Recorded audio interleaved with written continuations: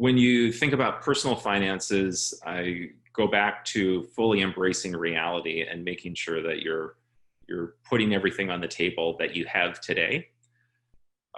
Creating a cash flow projection would be the next step to take with that, for example, 6 or 12 month period, and start to rebuild by making.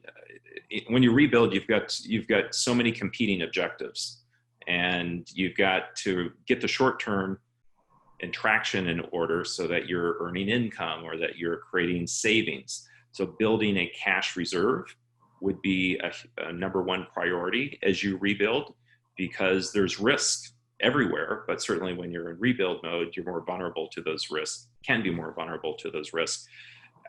So setting money aside for different purposes, maybe think about them as buckets. You've got the bucket of your cash reserve. You might have a bucket where you need that money a year or two from now, and you want to make sure something's going there. And then you have the money for the longer term, say your retirement plan. It doesn't matter.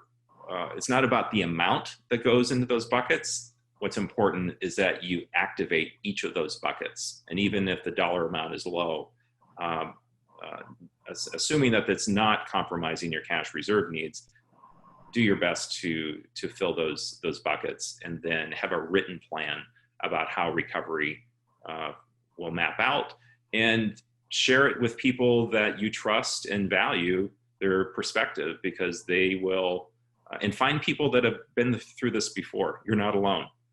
A lot of people have had to navigate recovery, and when you feel alone, you can end up acting alone, and that doesn't have to be the case at all. There's a great community of support. It's just a matter of taking the next step and reaching out.